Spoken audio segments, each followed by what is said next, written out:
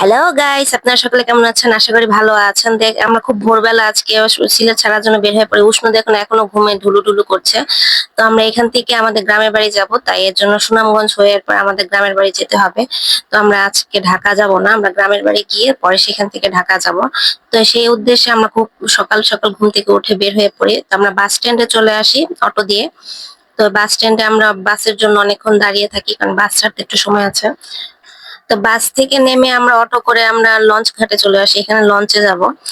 তো লঞ্চ ঘাটে এসে আমরা দাঁড়িয়ে থাকি, কারণ লঞ্চ ছাড়তে অনেক দেরি। আমরা একটু সকাল সকাল চলে আসি, এখানে এসে নাস্তা করি। আর তাছাড়া বাসে উষ্ণ ঘুমিয়ে যাওয়ার কারণে ভিডিও করা হয়নি।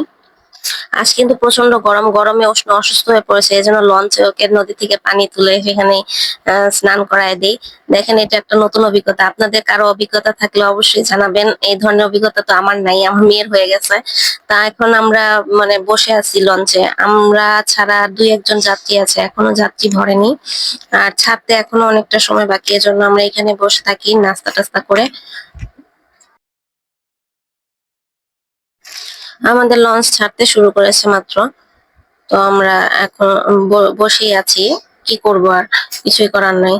আমি এখানে বসে আছি, গরম অবস্থা খারাপ, উষ্ণ শরীর এখনো খুব একটা ভালো হয়নি, তাই সে শুয়ে আছে। মানে ওর শরীর আসলে গরম অনেক খারাপ হয়ে গেছে। তো ধীরে ধীরে, অনেক ধীরে ধীরে আমাদের লঞ্চটা চলতেছে। মানে লঞ্চে সেই সকাল 10টার সময় ছাড়ছে, কিন্তু আমাদের পৌঁছাতে পৌঁছাতে পুরো বিকেল হয়ে গিয়েছিল।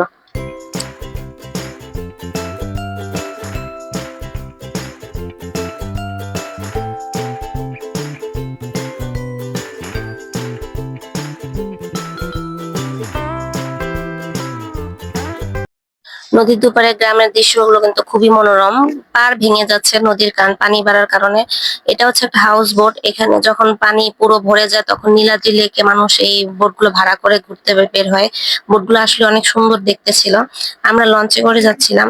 উষ্ণ এখানে একটু ভালো হয়ে গেছে, তো এখানে লঞ্চ চলার কারণে বাতাসে ও দেখে না ঝুলে ঝুলে বাতাস খাচ্ছে আর দুষ্টুমি করতেছে কিছুটা। তো ওর শরীরটা একটু ভালো হয়েছে, এটা একটা আশার বিষয়।